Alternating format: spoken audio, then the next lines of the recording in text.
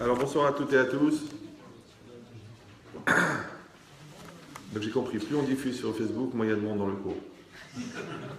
C'est-à-dire dans un mois, je parle 8 cours. Quoi. Bon. Alors c'est marqué juste à côté, là, dans le bruit. Lo Yaakov Yamer Shot Shmicha Kim Israël. Vous savez que quand Yaakov, il a été béni par l'ange de Esav, il lui a annoncé une chose incroyable.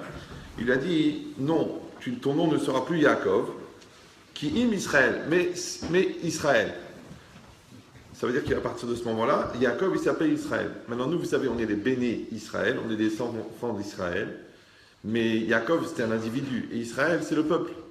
Alors, comment ça fonctionne les deux? Deuxièmement, maintenant, dans cette paracha-là, de paracha de Vaïchi, où on voit que Yaakov, il arrive à la fin de sa vie, et il va bénir, j'ai encore oublié un truc, il va bénir ses enfants. Alors, là-bas, c'est marqué,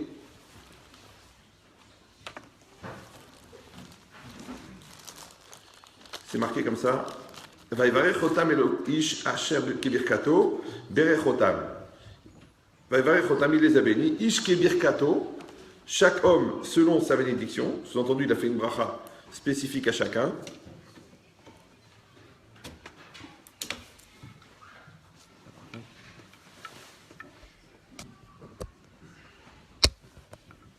Non, mais à la télé, ils n'ont pas ça.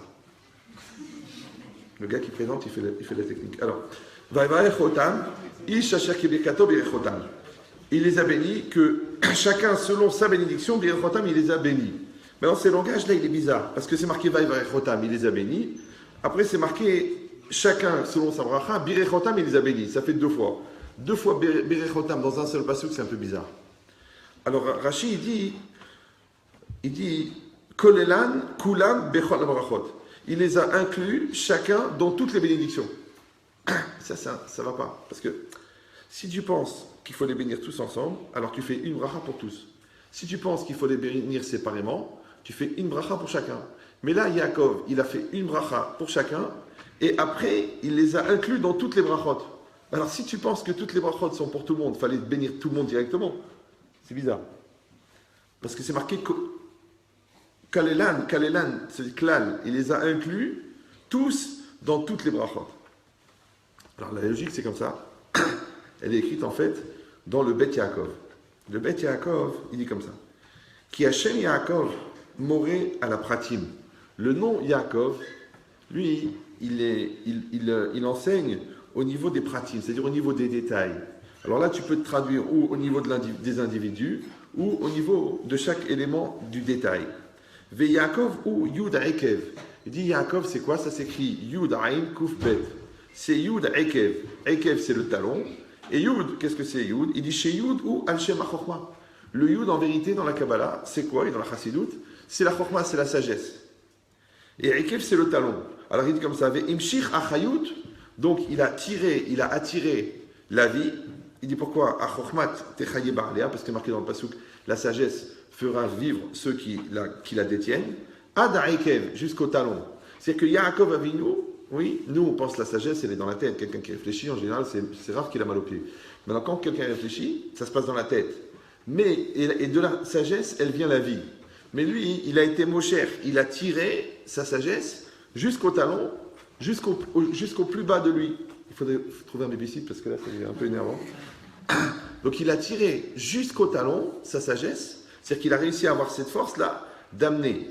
Dans la traduction que la sagesse, elle va jusqu'au talon, c'est que la sagesse, elle a été évidemment jusqu'au cœur, elle a été jusqu'à l'estomac, elle a été sur la partie équatoriale du corps, la partie du milieu, d'accord? Elle a été jusqu'au genou, elle a été jusqu'au pied.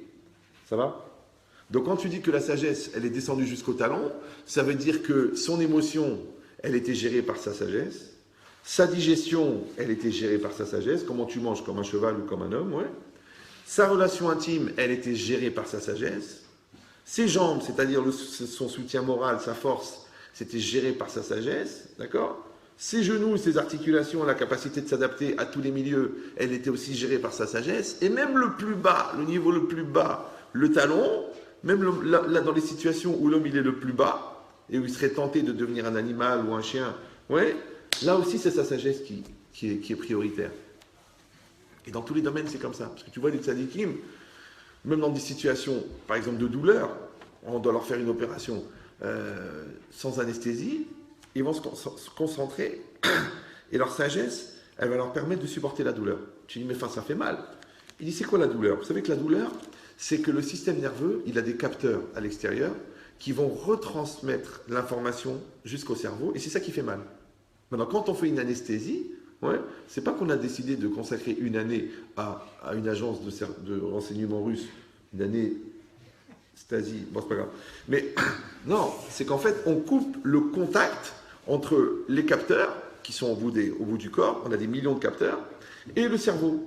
Donc la douleur existe, mais elle n'est pas captée par le cerveau. Ça va? C'est pour ça qu'il y a des gens qui font ce qu'on appelle des traumatismes post-traumatiques, post-opératoires. D'accord? Le gars, il fait l'opération, on lui ouvre le torse, on lui truc, on lui sort le cœur, on lui remet le cœur, il sent rien. Détendu, bien, ouais. Mais quand l'effet de l'anesthésie s'arrête, toute la douleur qui était cumulée dans la mémoire du corps, comme vous, quand vous avez appuyé 74 fois sur imprimer, et que finalement l'imprimante redémarre, et que vous vous retrouvez avec 64 fois le même document, vous avez les nerfs, parce qu'il en reste juste 63 à jeter, ouais. Ça veut dire que la mémoire du corps, elle cumule, la mémoire de la douleur, elle cumule, comme la mémoire de l'imprimante, elle cumule, comme la mémoire de ta femme, elle cumule. Tu crois qu'elle oublie? Jamais elle oublie. Mais le jour où elle va redémarrer l'imprimante, c'est-à-dire elle va retrouver confiance en elle, elle va sortir 64 dossiers. Le même en plus. Ouais. Et cette logique-là, ça veut dire que la sagesse de Yaakov Avinu, qui est le symbole de l'être humain, elle devait descendre jusqu'au plus bas de lui et qu'elle reste toujours maître. Oui, maître dans son physique, maître dans son mental, maître dans son émotion, maître dans son intimité. Parce que des fois, les gens, malheureusement, ils ont des domaines comme ça, un peu tabous, où ils deviennent des animaux. Tu vois, des gens, par exemple, qui sont très très chacham, tu les mets devant la nourriture, ils deviennent des chevaux. D'accord? Et là, tu les mets dans une chambre à coucher, ils oublient toute leur Torah. Ouais, il y en a, ils sont dans la colère, ils sortent des gros mots. Je dis, mais attends, mais où elle est ta finesse d'esprit? Shifhala. Ça veut dire que ta sagesse, elle est aussi dans ta colère. Vous me suivez ou non? Et ta sagesse, elle est aussi dans ta rancune. Et ta sagesse, elle est aussi dans ta susceptibilité.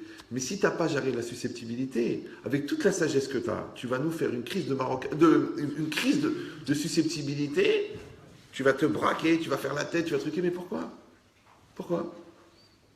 Tu dis, ben c'est la nature, ça remonte. Non. C'est ou la nature tu l'as subie, ou la nature tu la maîtrises. Mais si tu dis, vous savez, la nature elle revient toujours, ça c'est pour les gens qui ont décidé de ne pas la maîtriser. Il dit, si on est dans cette logique-là, regardez ce qu'il dit. Il dit, alors il a dit donc que la sagesse, elle va descendre jusqu'au Ekev, donc elle va descendre jusqu'au talon, les torques la pratim à l'intérieur de tous les détails. Ça veut dire que la sagesse de Yaakov Avinu du cerveau, elle a été dans toutes les cellules.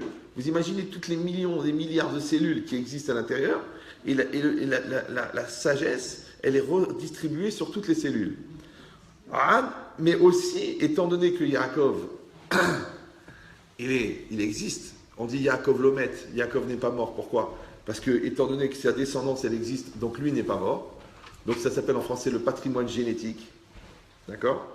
Donc ça veut dire que jusqu'au Ekev, jusqu'au talon, donc ça, on a déjà donné cette idée, mais là, comme elle rentre exactement dans le contexte, je vous la redonne, c'est qu'un homme, quand il est debout, eh ben, c'est Yaakov, mais quand il est allongé, il ne prend pas la même place. Quand vous êtes allongé, vous ne prenez pas la même place que vous êtes quand vous êtes debout. C'est pour ça d'ailleurs qu'on est debout dans les métros, pas allongé.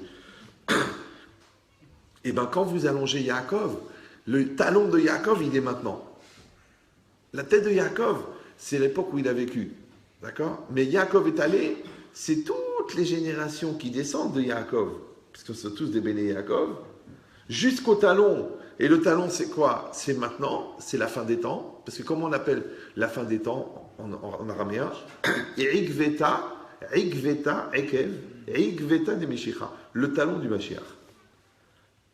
Maintenant, si aujourd'hui, en 2017, j'ai fait la mise à jour. Donc, si aujourd'hui, en 2017, on peut étudier la Torah, les gens disent, bah, c'est pas au Hachem, parce qu'il y a de la transmission, parce qu'il y a des rabbins, parce que...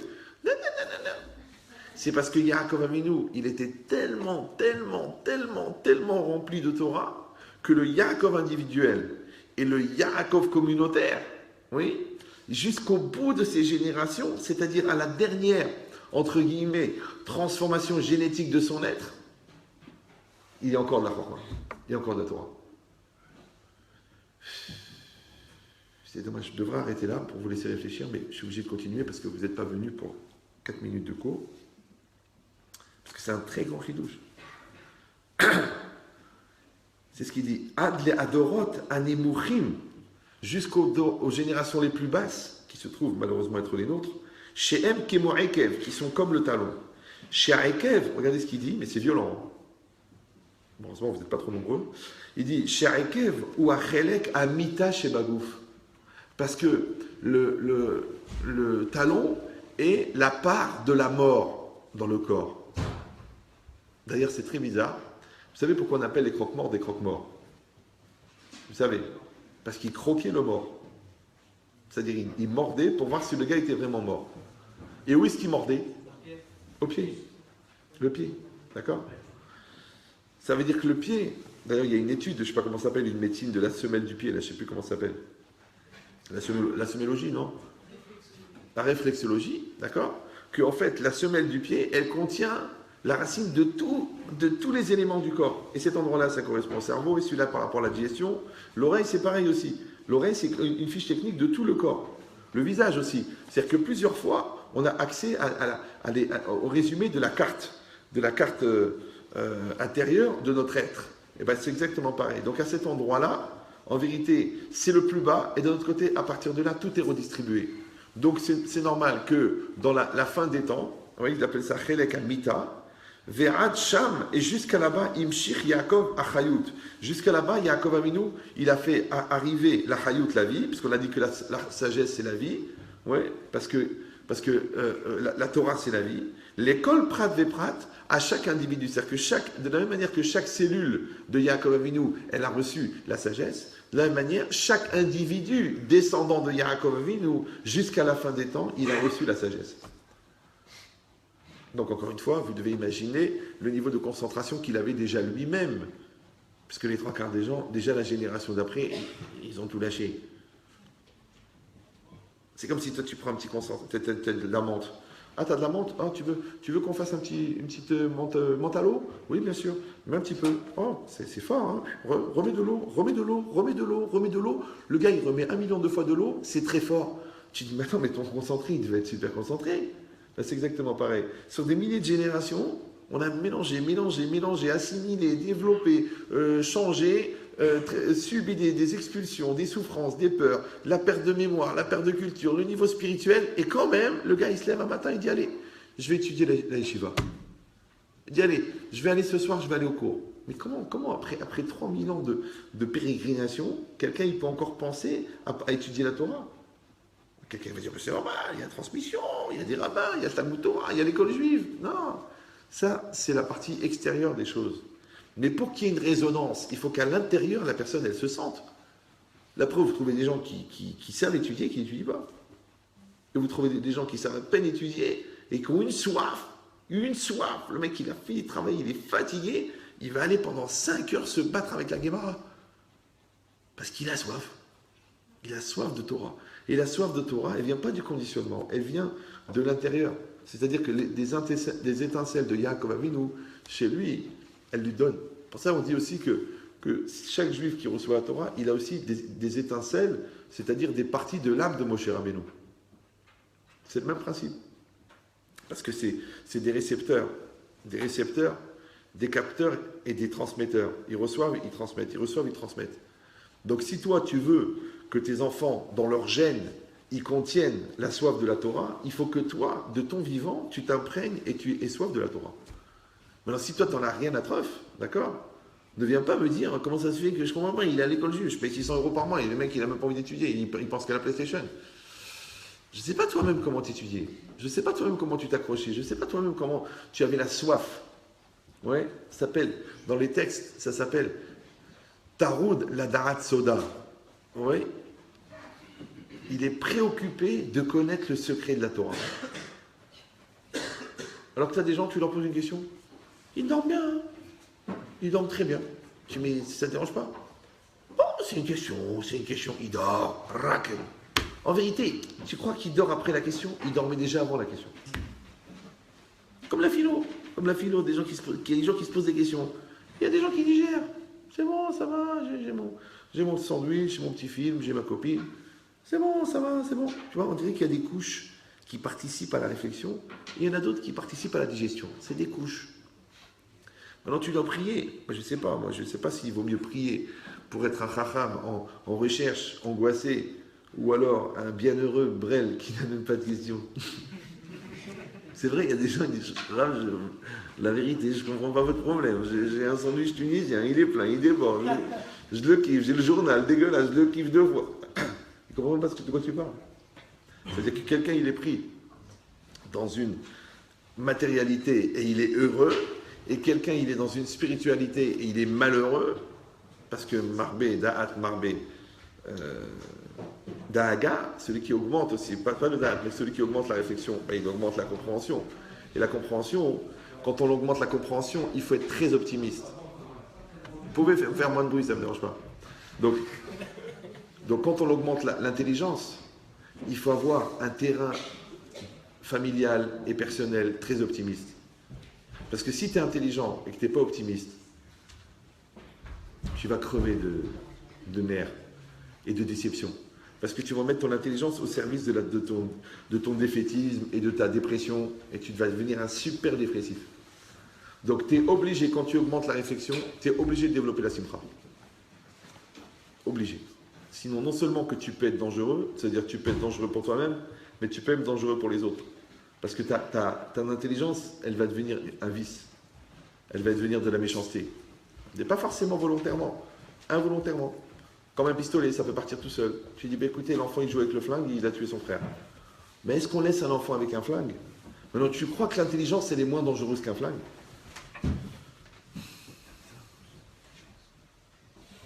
Quand tu sais que quelqu'un il t'aime, fais attention à ce que tu dis parce que l'autre il t'aime, l'autre elle t'aime. Tu dis, mais non, mais moi j'ai dit ça comme ça parce que j'étais énervé. Ok, mais l'autre elle a pris à cœur, maintenant elle a envie de mourir. Donc quand tu sais que l'autre elle est en dépendance ou il est en dépendance, tu es obligé de faire beaucoup plus attention. Tu vas dire, mais de toute façon, moi je dis les choses comme elles viennent. Non, toi tu confonds parler et rôter, ça n'a rien à voir. Le rot, il vient comme il vient. C'est une certaine phase de digestion qui provoque un cumul gazeux qui malheureusement a besoin de s'exprimer ou par le haut ou par le bas. Bon, alors, donc quand il arrive par le haut, tu sais que tu vas rôter, tu le sens. Eh ben, c'est exactement pareil. Maintenant, si les paroles elles sortent de ta bouche comme un rot, tu dois avoir une question, encore une fois, c'est est-ce que tu réfléchis ou est-ce que tu digères? Comme les gens qui disent, ah, faut que je te dise un truc, attends, je l'ai en tête, là, faut que je te dise. Non, tu le gardes, c'est pas la circonstance, c'est pas le moment. Ah, mais moi, quand ça vient comme ça sort. C'est-à-dire qu'en fait, ils n'ont pas de système de gestion des émotions. On a toutes des émotions, ça travaille dans la tête, ça bouge. Il y a des choses qu'il faut dire, des choses qu'il ne faut pas dire, des choses qu'il faut dire maintenant, des choses qu'il faut dire plus tard. Il y a des choses qu'il faut dire entièrement, il y a des choses qu'il faut dire à demi-mot. Il y a des choses qu'il faut susciter.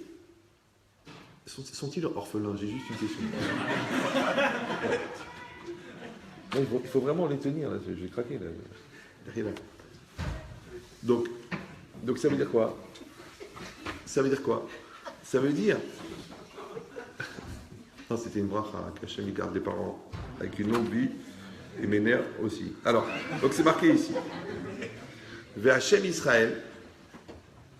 Donc ça, c'était le Shem Yaakov. Vous avez suivi. Le nom Yaakov, c'était sous ça. Ça va? Après, c'est marqué Ve'Hachem Israël. Et le nom Israël, ou Shem Akolel, c'est un nom inclusif, d'accord? Un nom généraliste qui prend tout. Ve'aklal, attention là c'est un peu violent, Ve'aklal shenit ave mitor kol apratim, et la généralité qui apparaît à travers tous les détails, parce que vous avez compris maintenant qu'il y a les morceaux et il y a la généralité. C'est comme par exemple un arbre, quand vous voyez un arbre c'est un arbre. Mais en réalité un arbre c'est un tronc, c'est des branches, c'est des feuilles, c'est des petites branches, c'est des nervures, c'est les nervures de la feuille, c'est les nervures de l'écorce, c'est des millions de détails, c'est des cellules, c'est des... Waouh, tu dis c'est juste un arbre. Maintenant, en vérité, dans un arbre, il n'y a pas de branche, c'est un arbre. Quand est-ce que la branche, elle apparaît? Quand elle tombe par terre. Vous me suivez ou non? C'est-à-dire que quand tu détaches la branche, tu tiens une branche. Mais jamais quand tu vas dans la forêt, tu dis une branche, tu dis un arbre. C'est pareil. Celui qui se sépare de la communauté, pour lui-même, alors là, il est différent. Mais il sera jugé aussi séparément. Mais celui qui fait partie de l'ensemble, il s'appelle Israël. Pour ça, on dit Israël a fait du Shechata, Israël où un Israël, même s'il a fauté, il s'appelle encore juif. Même s'il se convertit, il reste juif. Même s'il devient cardinal. Parce que lui aussi, il a lustigé. Enfin, il a crucifié. Enfin, c'est pareil. Ouais. Il dit Vachem Israël ou Akolel. Aklal Shenit Ave Mitor Kol Apratim. C'est la généralité qui va apparaître, qui va être à travers tous les détails. Attention, regardez ça, c'est important. Ve Aklal Shenit Ave Mi Apratim. Eno Kemo Otsar Sheyesh Bo Kol Apratim. Moi, je vais traduire.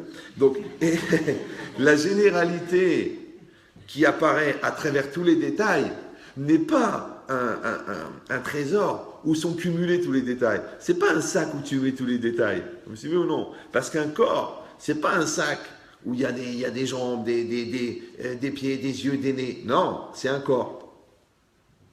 Vous me suivez ou non? Donc, si vous trouvez un sac avec des membres à l'intérieur, c'est pas la même chose que si vous trouvez un gars allongé dans le métro. Pourtant, les deux. Donc ça s'appelle un corps et ça s'appelle des membres. Alors il dit, le klal, la généralité, n'est pas le cumul des détails. Non, il dit, et là, attention, et là, Shenit ave metziut chadasha misé, shekol apratim mit ahadim letoch klal. Mais qu'il y a une nouvelle réalité qui a été créée par le fait que tous les détails, mit ahadim, ils se sont unifiés à l'intérieur de la généralité. Ça va? C'est un peu comme le mariage. Parce que je sais que vous êtes tous traumatisés, tous intéressés à vous marier. Vous voyez, quand on se marie, il y a une très grave erreur. C'est de croire qu'on se marie à deux. Alors qu'en fait, on se marie ensemble. Par exemple, c'est des choses qui arrivent souvent. Par exemple, mes parents, ils sont mariés le même jour.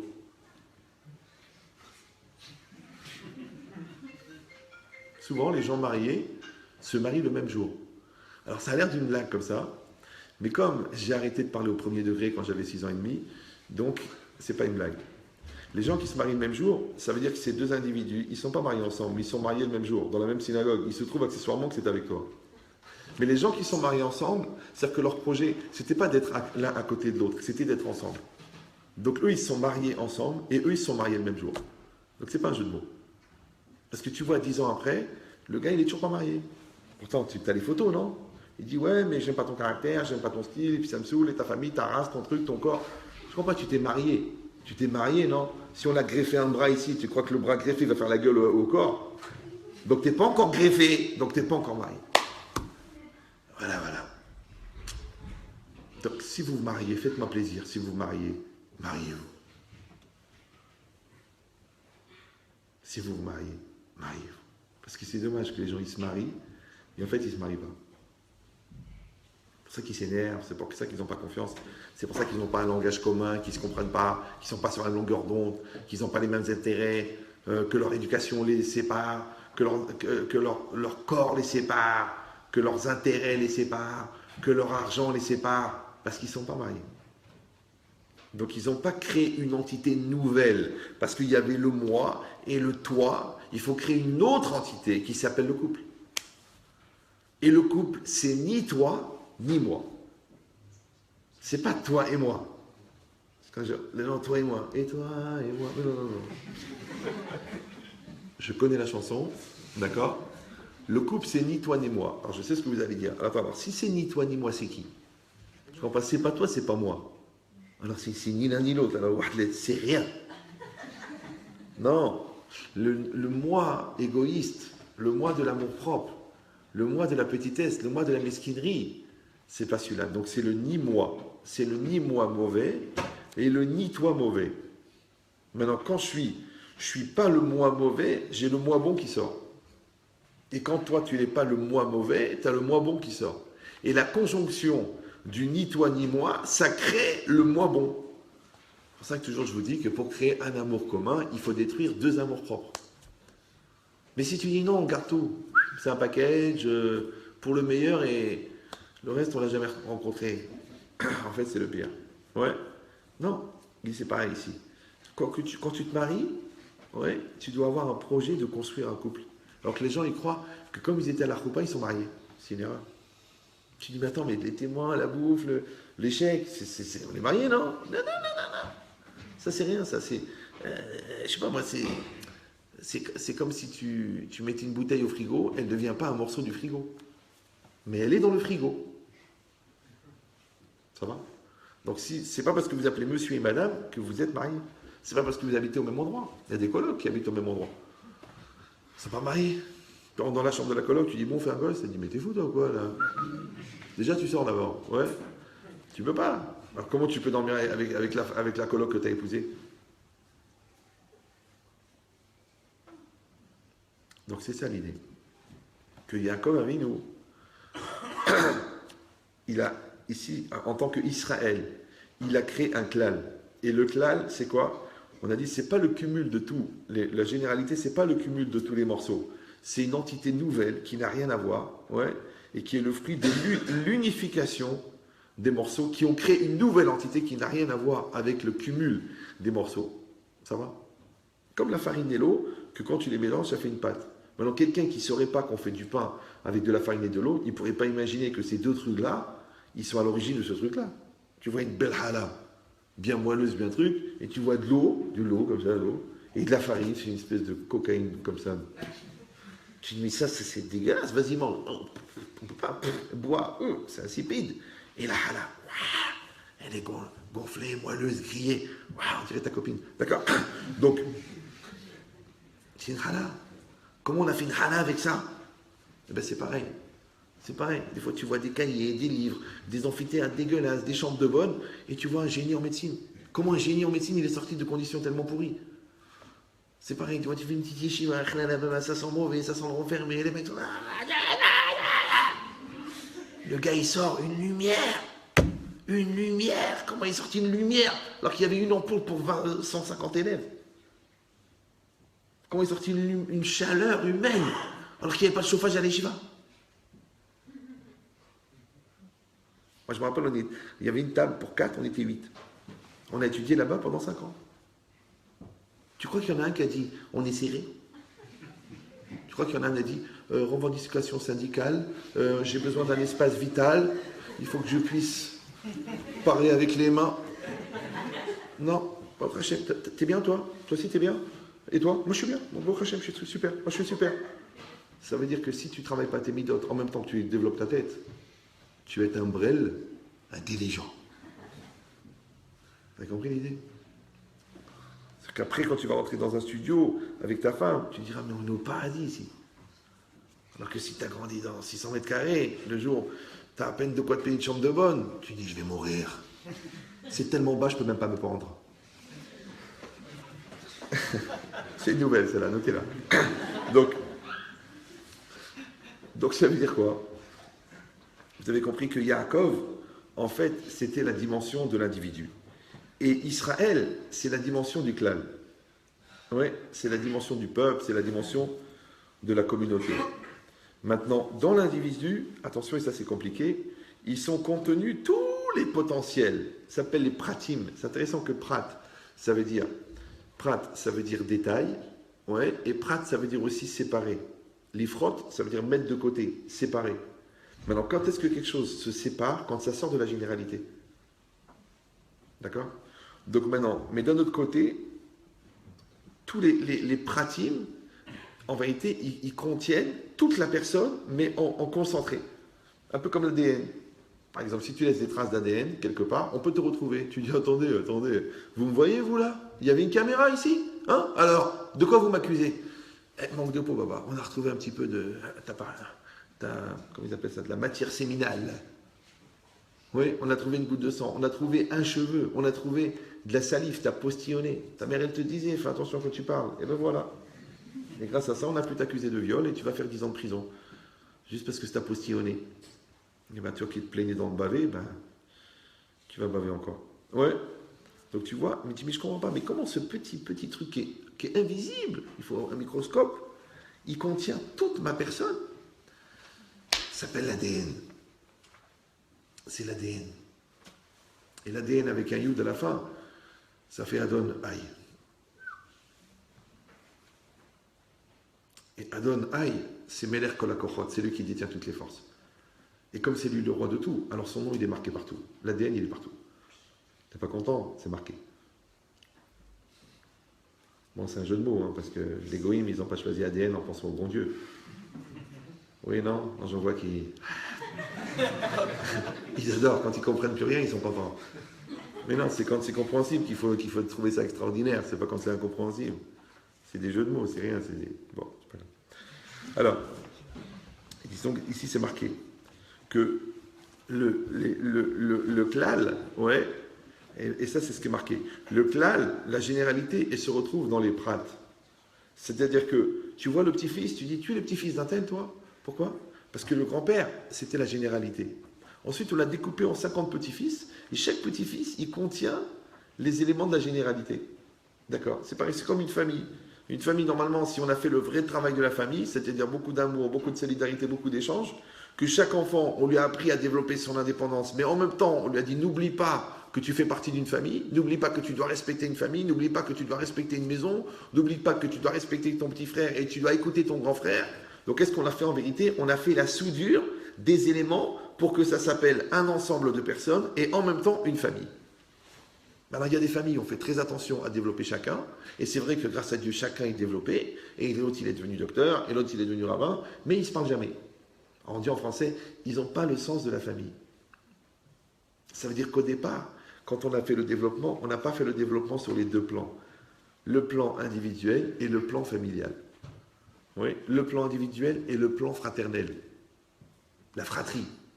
C'est ça. C'est-à-dire de créer le lien. Allez, c'est ton frère, aide-le. Aide-le à faire le devoir. Toi, prends la douche de ta petite sœur. Quand quelqu'un l'embête, eh ben, tu te bats. Et même s'il est plus grand que toi, c'est ton frère. Ça va te décupler tes forces. Tu lui mets un coup de boule, tu le déchires. Mais je peux pas, maman, ils sont grands, ils sont énormes. Et alors, c'est ton frère, tu vas laisser ton frère se faire frapper.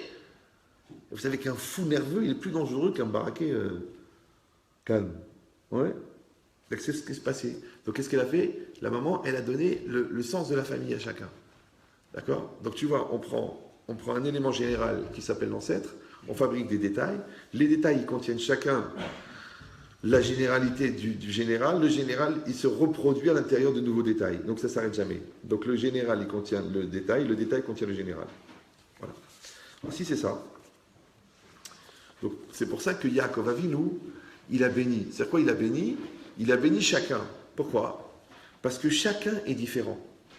Oui. Qu'est-ce qu'il dit toujours le Or Gedaliahu? Donc tout à l'heure, il ramenait le Rav de Ibn Sissa, c'est la Chassidoute, je m'excuse, mais il y a des choses qui ne sont pas accessibles avec la partie rationnelle, on est obligé de toucher à l'irrationnel. Et là, le Or Gedaliahu continue, le Rav Shor, très très grand tzaddik, il dit comme ça, Yaakov, birer kol echad me'ashvatim bebracha miyuchedet. Yaakov, il a béni chacun de ses 10 enfants, c'est-à-dire des 10 tribus, avec une bracha spéciale. Chacun, il a donné, d'ailleurs vous pouvez les lire en français ou en hébreu, chacun a reçu une bénédiction différente. Pourquoi? Qu'il est chol shevet ve'shevet derech ve'avoda acheret. Parce que chaque fils de Yaakov, qui va être un chef de tribu, d'accord, chacun a un chemin et un service divin différent. Ça s'appelle le pluriel. D'accord? On a déjà expliqué 1 million de fois que quand c'est marqué Keshem, chez Partsufehem Shonot, car Dartehem Shonot, de la manière que les visages sont différents, les esprits sont différents. C'est-à-dire pourquoi Hachem il a fait qu'on a tous des visages différents? Ça sert à rien. Vous me suivez ou non? Ça n'existe pas de vrais jumeaux. Parce qu'ils ont au moins les empreintes digitales différentes. Donc pourquoi on a besoin de ne pas avoir la même tête? C'est que le bon Dieu, il a dû s'embêter à créer un logiciel pour fabriquer que des têtes différentes. On a tous des bras, on a tous des jambes, on a tous des trucs. Il a fait des milliards de têtes différentes. À quoi ça sert? Alors la Gemara, elle te dit pourquoi. Keshem shepartsufehem shonot. Apprenez cette phrase par cœur. De la même manière que les visages sont différents, car ainsi, da'atehem. Da'at, c'est quoi da'at? La connaissance, l'esprit, la conscience, la personnalité est différente. C'est qu'en fait, la seule raison pour laquelle on a créé des visages différents, c'est pour que tu comprennes que l'autre est différent. Alors moi, je pose une question idiote. Si je marche dans la rue, imagine, on aurait tous la même tronche. Tous la même tête, tous la même. Tous des anonymous, là, tous, ouais. Et je croise un autre qui a la même tête que moi. Est-ce que pendant une seconde, puisqu'on a la même tête, je vais croire que l'autre, c'est moi? Je vais dire, mince, qu'est-ce que je fais là? Des fois, les gens ils me rencontrent, ils me disent, ah mais j'ai regardé votre agenda. Vous étiez dimanche à Paris, lundi à Tel Aviv, mardi à Londres, jeudi à Milan. Je dis, c'est vrai. Des fois, même moi, je me crois, je dis, qu'est-ce que tu fous là dessus? C'est un jeu de mots, mais c'est ça l'idée. Des fois, tu te réveilles le matin, pendant 2 secondes, tu dis, je suis où là? Tu dis, ah, je suis à Milan. Ah non, c'est demain Milan. Ah, donc là, je suis à Tel Aviv. Non, c'est après-demain. Ah, donc c'est pas grave en vérité. Mais c'est quoi l'idée? C'est que chaque personne est différente.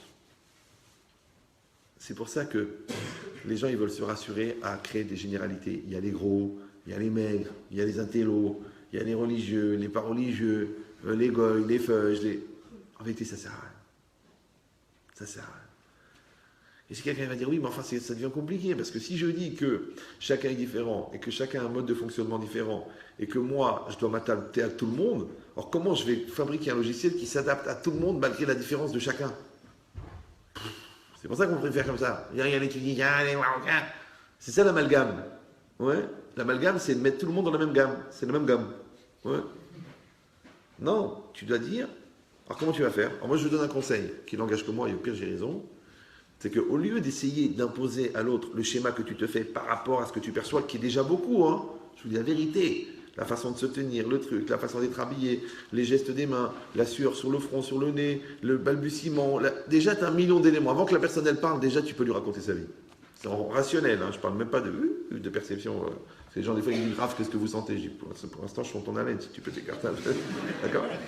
Donc déjà dans les éléments qu'on peut percevoir, il y a déjà beaucoup. Ouais. Mais à part ça, ah oui, que le mieux, moi de mon expérience, hein, parce que quand vous avez 5 minutes pour écouter quelqu'un, avoir sa confiance, comprendre son problème et lui donner une solution, c'est court. Ce qu'il faut à peu près 2 mois pour un thérapeute. Mais vous avez 5 minutes. Donc, la meilleure manière, c'est qu'au lieu d'essayer d'imposer le schéma que tu t'es fabriqué par rapport à l'ensemble de ton expérience, oui, tu fais le contraire, tu laisses la personne venir à toi. Vous me suivez ou... La personne, elle te dit, par exemple, elle te dit, voilà ce que je ressens. Et bien, tu dis, ok. La personne, elle te ment. Tu dis, ok. La Torah, elle te dit la vérité. Elle dit, ok. La personne, elle complique alors que c'est simple. Tu dis, ok. Vous me suivez ou non? Laisse la personne venir. Laisse-la. Parce qu'elle, elle va te dire qui elle est. Maintenant, c'est vrai qu'il faut avoir des capteurs. Il ne va pas rester blaha comme ça. Parce que les gens disent, écoutez, depuis le début, il n'a pas arrêté de mentir. Mais c'est bien, parce que s'il ment depuis le début, il a une perpétuité. Donc tu as juste à imaginer le contraire de ce qu'il dit. C'est facile, les menteurs. C'est le plus simple. Parce que les gens disent, vous savez, c'est un manipulateur. Mais non, les manipulateurs ne manipulent que des gens manipulables. Donc la vraie question, c'est pas est-ce qu'il est manipulateur. La vraie question, c'est comment ça se fait que toi, tu es manipulable. Et là, t'as faim. Mais tu crois pas que le poisson, qui est en plein milieu de la rivière, qui a 5 mètres d'eau, ouais, il se demande, mais qu'est-ce qu'il fout ce ver de terre en plein milieu? Parce que ou le ver de terre, il a de l'oxygène et il flotte, ou le ver de terre, il s'est noyé et il est au fond. Qu'est-ce qu'il faut au milieu? Vous avez pêché ou non? Vous avez déjà pêché? Non? Quoi, il n'y a que des tzadikim ici? Personne n'a pêché? Moi, j'ai pêché, moi. À la pêche, à la ligne. Non, mais à Vérone, je ne vais pas la raconter en public. Et bien, la pêche, mine de rien, ça laisse du temps pour réfléchir. D'abord parce que ça ne mord pas. Et qu'en général, ce qu'on prend au maximum, c'est l'apéritif. D'accord? Mais tu réfléchis. Tu vois ce fil-là, qui relie le verre, et le verre qui est caché, qui cache l'hameçon, c'est comme l'épreuve. Et ce fil, il relie jusqu'au bon Dieu. Et c'est ce qui fait le poisson. Quand l'eau elle est transparente, c'est extraordinaire. Tu crois que le poisson il est brêle? L'eau, les poissons chats, les trucs comme ça, ils sont vraiment des chevaux. Ils viennent. Mais les autres poissons, les dorades, les trucs comme ça, les brèmes, très intelligents. Ouais, il vient, il tape comme ça avec le nez. Donc il fait des faux appels. Et toi, comme ombrelle, tu tires. Et tu prends rien. C'est compris ou non? Ça ne se fait pas attraper. Ben, c'est exactement pareil. Toi, quand tu as une épreuve devant toi, et tu dis, mais c'est quand même bizarre. Comment une belle blonde comme ça, elle me drague. Ben, t'as compris, Baba, elle est aveugle. C'est évident. T'as vu ta tronche. C'est quoi l'idée? Même on dit, ah, ça n'arrive qu'une fois. Mais non, ça arrive tout le temps parce qu'elle est aveugle. Ouais. C'est pareil. Si toi, tu vois que le gars, il est derrière toi, au petit soin, ma chérie, mon cœur, t'as besoin de rien, c'est qu'il a faim. À un moment ou à un autre, il va te demander de payer en nature. Et sans facture. Donc toi, depuis le départ, tu dois lui dire, écoute, je suis une fille de famille, je suis une fille sérieuse, je vais arriver pure à la coupa. Donc ton appétit, tu fais un nœud et tu attends, en t'étouffant. Quoi, c'est tout? Tu n'es pas capable de me faire au moins un petit bisou? Le bisou, c'est le début. Une petite caresse, je t'en prie, ça ne mange pas de pain, ça mange juste une nishama. Tu lui dis rien, crève, meurs, étouffe-toi. Il fait comme ça.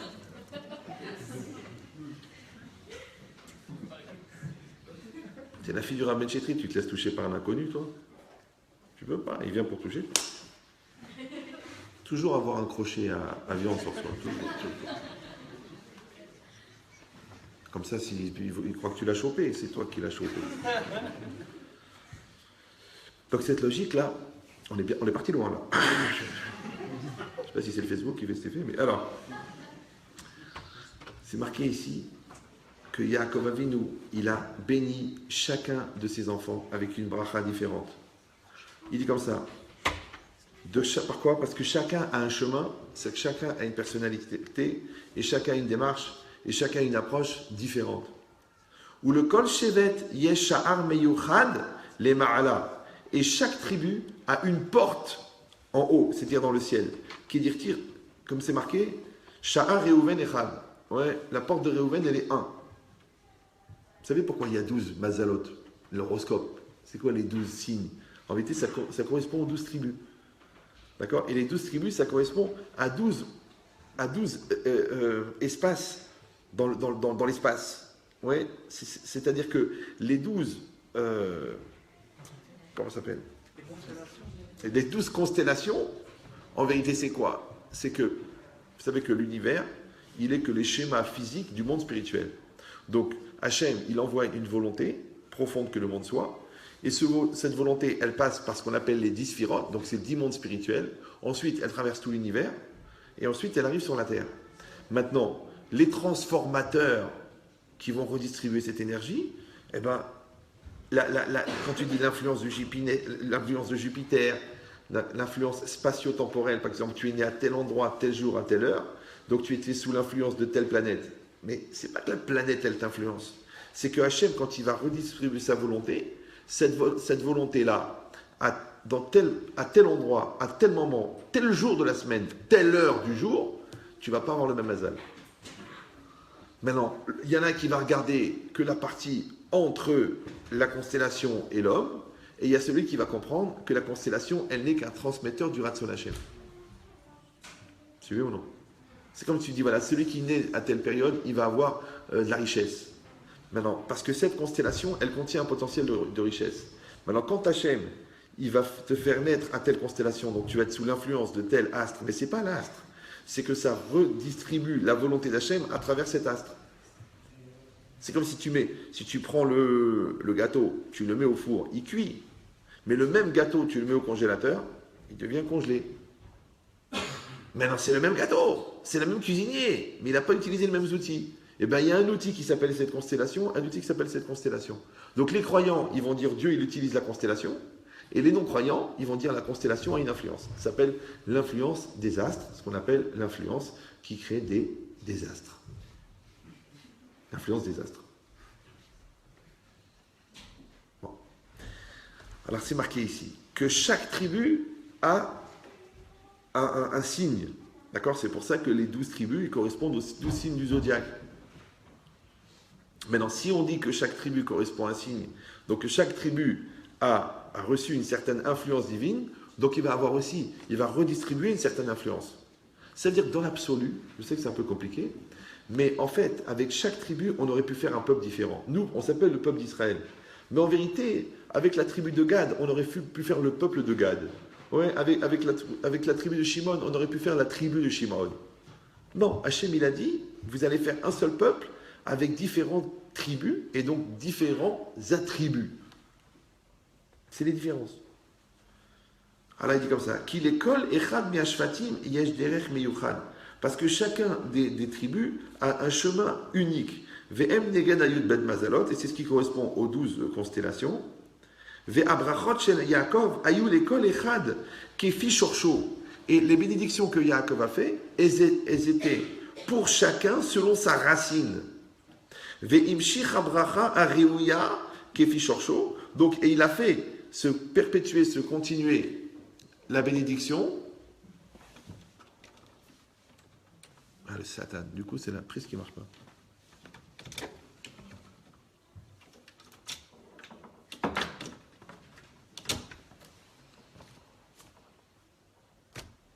Il n'y a pas d'indicateur de batterie sur le Facebook. Bon, on verra. De quoi je parlais, moi? Je crois qu'il ne supporte pas la profondeur. Il faudrait faire des trucs plus débiles. Alors, on a dit que... Comment on peut vérifier? Ça marche. Merci beaucoup. C'est... Vous voulez la lumière quand même? Vous lâchez rien. Ah bon, alors.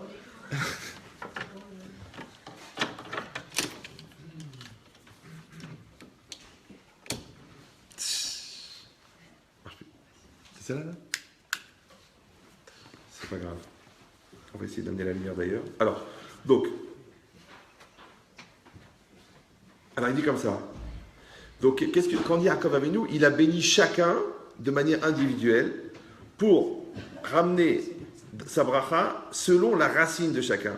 Il dit comme ça, ou be'emet, et en vérité, il y a la bracha ou itpashtu takochot.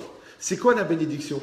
Quand vous prenez une bracha de vos parents, ou quand vous prenez une bracha d'un tzaddik, le tzaddik, il ne va pas vous inventer une influence différente auquel vous n'avez pas droit. Il ne va pas vous fabriquer un mazal auquel vous n'êtes pas adapté. C'est que votre potentiel, il se développe. Donc je ne vais pas te prier que tu deviennes Moshe Rabbeinu. Je vais te prier que tu deviennes toi-même. Oui, je vais prier que tu aies la force d'aller au bout de tes capacités. Je vais prier pour que tu arrives à lutter contre tes démons qui t'empêchent d'être toi-même. Ça, c'est la bracha. Ça s'appelle itpashtu takochot. C'est-à-dire, c'est le développement, c'est l'extension des forces. Chez akochot, ameyuchadot, shel kol shevet veshevet, que les forces qui sont spécifiques à chaque tribu, et chaque tribu, itbareru, ils seront bénis, ve'itpashtu, ils vont se développer. Et c'est ça la bracha. Parce que la bracha s'appelle ribouille. La bracha, quand on dit baruch, ouais, béni, ça veut dire quoi béni? Ça veut dire développer. Quelque chose qui est mévorach, c'est développer. T'achètes 100 euros d'action, tu prends 5000. Waouh, la bracha. Ouais.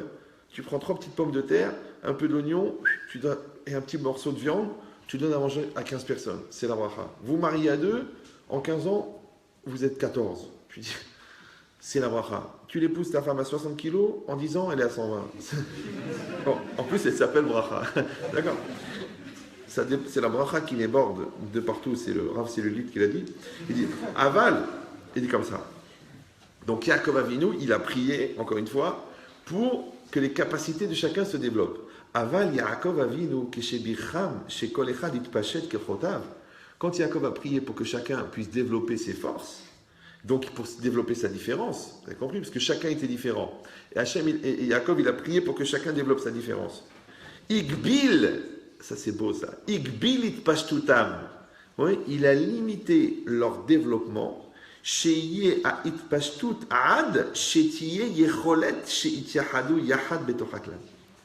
Donc il a, on va dire, il a maîtrisé, il a orienté leur développement pour qu'il soit possible l'unification de la différence de chacun à l'intérieur de la généralité. Ça veut dire que le clan Israël, ouais, il va former un ensemble. Mais cet ensemble, il est le cumul des différences. Et c'est vrai que quand tu vois un Ashkénaz et un Séfarade, tu dis comment ils s'arrangent. Ouais. Quand tu vois un Tunisien et un Marocain, tu dis comment ils s'arrangent. Des fois, tu vois des mariages mixtes, Ashkénaz et Tunisien. Tu dis, mais comment ils sont mariés? Bah, tu sais que l'Ashkénaze, il en avait marre de la froideur. Il en a marre des icebergs et du hareng. Ouais, il avait marre de la dépression et de la Shoah. Il a voulu se marier avec le hlou, la rigolade, la kémia, l'ambiance. Allez, je t'en prie, arrête, arrête. Le soleil, il a épousé la kémia. Ouais. Et ben il est content. Moi j'ai plein de couples comme ça, ils me disent, mais chérie, mais moi je voulais pas, je voulais quelqu'un de. L'autre elle est expansive et lui, la discrétion, le meuble et lui, et lui, et sans le meuble. Ouais. C'est un gars qui est très commode, mais qui reste buffette. C'est un très riche américain, d'accord? Et cette logique-là, que tu dis, mais comment ils se sont rangés les deux? Eh bien, c'est ça ce qu'ils voulaient. Ouais, comme des filles, par exemple, qui ont fait 9 ans d'études, doctorat de droit appliqué, d'accord, en sciences des maîtrises appliquées du développement truc. Elles épousent le rigolo, le BEP plombier, mais sympa, rigolo, autodidacte. Le mec, il a 9 sociétés de scooters. Maintenant, il sait à peine écrire. Tu dis, mais je comprends pas, vous n'êtes pas adapté. Je veux dire, t'as fait Hippocagne, Sciences Po, Dauphine et Subdeco en même temps. Lui, il a eu son BEP, mais à la limite, ça veut dire au marteau. Ouais. Comment vous faites tous les deux? Il est très intelligent, il est très autodidacte, il est très puissant, il est très sincère, il est très entier, il n'est pas névrosé, il est cool, il est bien dans sa tête. Voilà ce que je voulais. D'accord? Eh bien, il s'arrange bien. Bon, ça, c'est les cas où ça réussit. D'accord? Mais. Bah ouais. Parce qu'après, quand il y a un problème et que tu veux parler, tu peux pas parler avec une clamonette. Comment tu fais? Tu dis, mais viens chérie, on réfléchit. Arrête, tu me saoules, je regarde mon match. Ah, ça, je t'avais prévenu. Donc lui, il faut qu'il s'adapte à toi, il faut que toi, tu t'adaptes à lui. Mais les deux, vous allez fonctionner. Et c'est sûr, quand tu regardes la grossièreté du moteur par rapport à la finesse de la carte électronique, tu te demandes comment ils arrivent à se marier dans la voiture, les deux. Et pourtant, la voiture, elle avance. Donc il faut trouver la compatibilité. Il dit c'est exactement pareil. Étant donné que chaque enfant de Yaakov était meyuchad, était spécial, et que chacun il était tellement différent qu'on aurait pu faire un peuple différent de chaque tribu. Comment il fallait faire de faire un seul peuple avec toutes ces différences? Alors il a fallu faire une autre bracha. C'est ça ce qu'il a dit. Il dit, pourquoi? Parce que c'est marqué. On a dit, après qu'il a béni chacun dans sa bracha, Kalelan kulam bebracha achat. Il les a tous inclus dans une seule bracha. Rappelez, c'est Rashi qui dit ça, oui? Donc c'est ça l'idée. Parce que dans le Passouk, si vous vous rappelez bien, c'est marqué, Vaivarech otam, il les a bénis, Ish asher kebirkato, chacun selon sa bracha. Donc là, il a béni le côté individuel. Birech otam, il les a bénis. On a redit les a bénis. Donc il a fallu fabriquer tous les éléments et après il a fallu les mettre tous ensemble. Exactement comme Renault, elle va faire fabriquer les freins là-bas, les trucs là-bas, les trucs là-bas. Mais après l'ingénierie, il va falloir qu'elle fasse adapter tous les morceaux pour que ça fasse une voiture fiable. Ben, c'est exactement pareil. Toi, tu as une famille, attention, parce que chaque enfant il est différent. Il faut arrêter de penser que les règles qui marchent pour les grands, ils marchent pour les petits, que ce qui marche pour les garçons, ça marche pour les filles, et que ce qui marche pour ce garçon-là, ça marche pour ce garçon-là, ça marche pas. Ouais. Hanor Hanar Alpi Darko éduque l'enfant selon son Darko. Darko n'est pas le masculin de Darka, ça n'a rien à voir. Darko, c'est son chemin. Pour ça qu'il y a, souvent, quand j'étais Shabbat à Marseille, il y a des jeunes parents comme ça, ils sont venus, Rabbi Chétri, celui-là c'est un excité, l'autre il vient, il me dit, il bouge pas, celui-là il est lourd, celui-là il comprend du premier coup, celui-là c'est un pervers, celui-là il nous embrouille, celui-là il nous ment, celui-là il veut pas apprendre à lire. Tous avec des questions. Je leur ai dit, bienvenue au club. Baruch Habba Bekoum. Vous commencez à peine l'aventure. Ouais. Pourquoi? Parce que chaque enfant, c'est une galaxie. Celui-là, c'est un terrien. Ouais. Celui-là, il vient de Vénus. Celui-là, il vient de Jupiter. Tu dis, mais c'est pas possible. Il faut tout recommencer. Oui, Chanor, Anar, Alpidarko, ça veut dire qu'il faut que tu trouves le chemin pour chaque enfant. Tu dis, mais j'ai une question. Puisque nous sommes que deux, comment on peut avoir des enfants tellement différents? En général, quand tu mets un socle et un moule, et que tu mets du plastique au milieu, quand tu fais, ça fait une bouteille. Quand tu remets du plastique, ça fait la même bouteille. Alors là, on a gardé le socle, la femme qui accueille son mari, et on a gardé le moule, c'est l'homme qui rentre dans la femme. Et comment ça se fait qu'à chaque fois qu'on produit un bébé, il est différent de l'autre? Tu sais pourquoi? Parce que toi, tu crois que vous êtes singulier, mais vous êtes pluriel. Toi aussi, tu es pluriel. Quand tu étais jeune, tu avais cette tête. Quand tu es plus âgé, tu as une autre tête. Quand tu es au travail, tu as une tête. Quand tu es à la maison, tu as une tête. Quand tu es avec ta mère, tu es un gros bébé. Quand tu es au travail, tu es un patron. Quand tu es dans la rue, tu es un kiddush Hashem. Quand tu es à la maison, tu es un cabot. Tu vois comment tu... Alors combien t'as de têtes? C'est pour ça que panim en hébreu, ça veut dire face, mais c'est au pluriel. Ça s'appelle des facettes. Maintenant, puisque toi, tu as 36 facettes, et que ta femme, elle a 36 facettes, dis-moi la combinaison de 36 facettes par 36 facettes, ça peut donner combien de probabilités? Premièrement. Et deuxièmement, c'est que les 36 facettes, on les prend à l'instant T. À l'instant T, tu as 36 facettes, et toi, tu as 36 facettes. Mais à l'instant T1, il y a déjà d'autres 36 facettes. À 10 ans après, il y a encore d'autres 36 facettes. Donc ça fait le cumul de milliards de facettes qui se mélangent avec des milliards de facettes. Combien de combinaisons possibles? Et chaque enfant, c'était la rencontre entre deux semences, c'est-à-dire le scan de une situation, de une facette à un moment donné. Mais peut-être que 10 minutes après, tu aurais fait un tzaddik, et peut-être qu'un quart d'heure après, tu aurais fait un rachat. Et c'est la même personne, c'est le même couple, et c'est la même semence. Mais comme la semence, c'est le cumul de ce que tu es à l'état le plus profond en fusion, et qu'à un moment, on fait stop. Ouais. Alors c'est ce que tu es à ce moment-là. C'est pour ça que c'est très très important au moment où on conçoit l'enfant, d'être très concentré, d'être très amoureux, d'être très spirituel, d'être très ambitieux, d'être très pur. Et si on fait ça comme des chevaux à moitié bourrés à l'arrière d'un break, avec 2 grammes de coke dans la tête et 6 vodka, c'est pas Rabbi Shimon qui a été conçu là, je peux te le dire. Non, peut-être Ludovic ou là, Frédéric peut-être. Frédéric de la Croix, un gars de chez nous qui a mal tourné, ouais. Ou du tilleul. T'as compris l'idée? Voilà. Là, il est 10 heures. On n'a pas réellement commencé le cours. On a un vrai problème. Parce qu'il reste quelques pages à faire.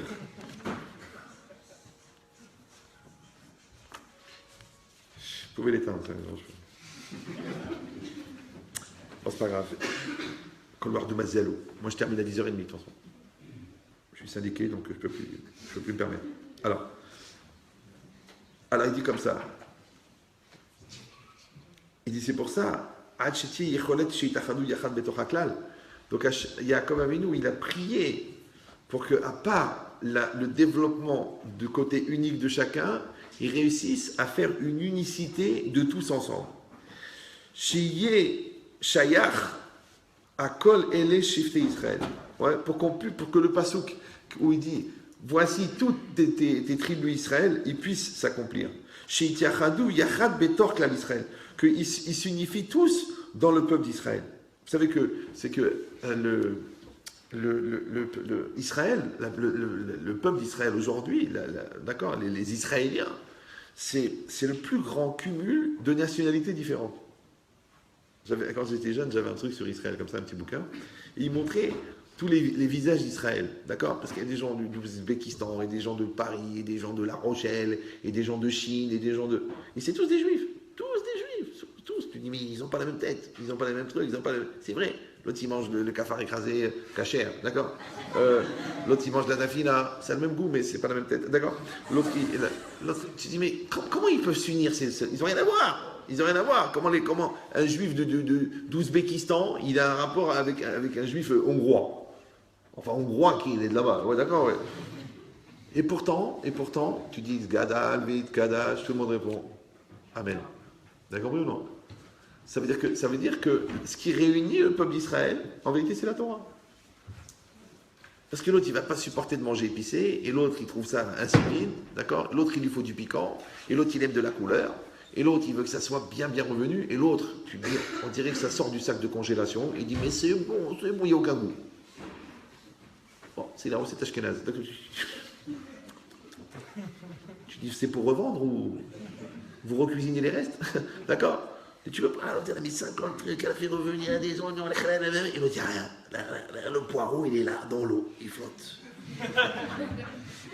Tu dis, oh, il est tout neuf. Ouais. Et pourtant, ça fonctionne. Et ils se marient, ils se développent, ils ont des enfants. Alors, il dit, c'est ça l'idée. L'idée, c'est qu'ils ont un projet commun avec Israël. D'accord? Ils ont une cause commune. C'était la guerre. Les gars, ils ont la guerre. On ne va pas commencer à faire les difficiles, c'est la guerre. Alors tous les bras sont bons pour faire la guerre. D'accord? Maintenant, il faut construire un pays. Et tous les bras sont bons pour construire le pays. D'accord? Et maintenant, on veut tous étudier la Torah. Alors toutes les têtes sont bonnes pour étudier la Torah. Donc ça veut dire quoi? C'est-à-dire que quand la cause elle est commune, c'est pas grave si les personnalités sont différentes. Mais s'il n'y a pas de cause commune, eh ben c'est la personnalité qui crée la différence. Et là, ça devient compliqué. Ah non, on n'est pas Ashkenaz, on n'est pas Séfarade, on n'est pas des Tunisiens, on n'apprend pas le Ben Ishraï, et on n'est pas d'accord, on n'apprend pas comme le Rabbin, et on n'apprend pas. Mais quand en Eretz Israël, ils étaient peu nombreux, les Ashkenazim, ils suivaient le Psak Halakha des Rabbanim Séfarades. Ouais. Et après, quand le contraire, quand il y avait plus d'Ashkenazim, alors les Sfaradim, ils allaient demander l'Halakha aux Rabbanim Ashkenaz. Tu crois qu'il y avait un problème? Il n'y avait pas de problème. Et ils se mariaient entre eux, ils se développaient, ils faisaient. Mais grâce à Dieu, maintenant qu'il y a beaucoup de monde, on se permet d'être antisémites entre nous. Alors que quand on n'était pas beaucoup, avec qui tu vas t'engueuler? De toute façon, les deux, ils subissent la même haine en dehors du ghetto.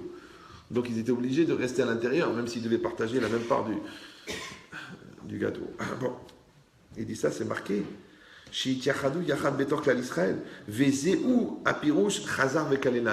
Tout ça, tout ce qu'on vient de faire maintenant, pendant 1 heure, c'est l'explication de ce qui est écrit dans Rashi, Chazar vekalelan. Ensuite, à nouveau, il les a inclus.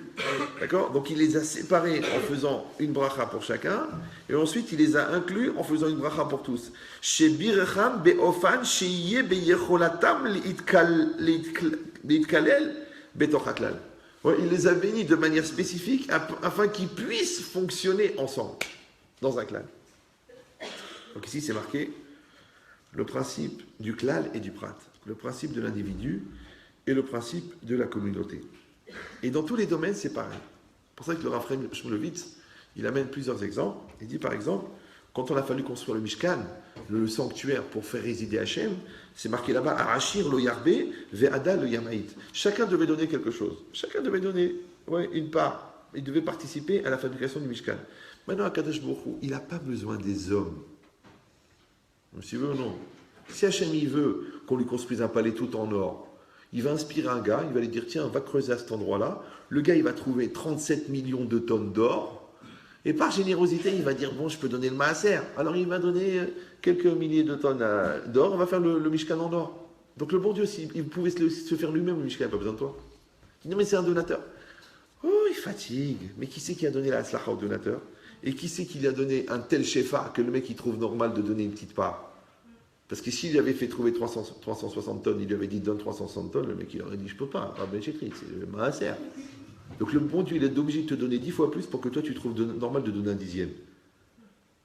Alors qu'en vérité c'est pas normal, parce que quand tu es vous savez, quand tu fais un business avec quelqu'un, quand toi tu donnes le capital et que l'autre il amène la force de travail, qui c'est qui est majoritaire? C'est celui qui a fait le capital. Donc le bon Dieu il t'a donné 100%, il te dira moi 10. Mais c'est pas normal, normalement c'est 50-50. Donc normalement Dieu devrait nous demander 50% de maaser. Et si tu vas dire non mais moi j'ai travaillé, tu sais quoi? Maintenant le bon Dieu il t'aide plus. On va voir ce que tu fais avec tes 100% d'efforts. Ben écoute, il y a un client qui est rentré, je lui ai vendu du scotch pour fermer le paquet de ce qu'il a acheté chez le mec d'à côté. Toi tu as un mazal ça te passe sous le nez. Ça s'appelle comment ta société? La moustache. C'est normal, d'accord? Non, donc le bon Dieu il t'envoie les clients, il t'envoie la marchandise, il fait crédit, la banque qui te fait confiance, il t'envoie tout ça, et il te dit, je t'en prie, donne 10%. Oh, tu dis, mais 10%. Moi, les gens, ils m'appellent, mais Chitrit, les 10% c'est obligatoire, il paraît que c'est mis des bananes, mais c'est toi la banane. Ouais, mais ça fait beaucoup, 10% ça fait beaucoup, ça fait 10%. Je dis, oui, ça fait 10%, mais t'as 100%. T'as 100%. Tu donnes pas 10%. Moi, je te donne un conseil. Quand tu calcules ce que tu as gagné, calcule après le maaser. Comme si oui ou non. Les gens, ils calculent sans le maaser, et après ils disent on est obligé. Est-ce que je pourrais avoir une anesthésie avant l'ablation? Mais où tu avais un business que le gars, il te donne 100, il te dit garde 90, rends-moi 10. Ça n'existe pas. Il n'y a aucun business dans le monde qui fait ça. Ça n'existe pas. Aucune. Mais non, parce que toi, c'est toi dans l'illusion d'optique de croire que c'est toi qui les as fabriqués, les 100. Attention parce que le bon Dieu, il a de l'humour.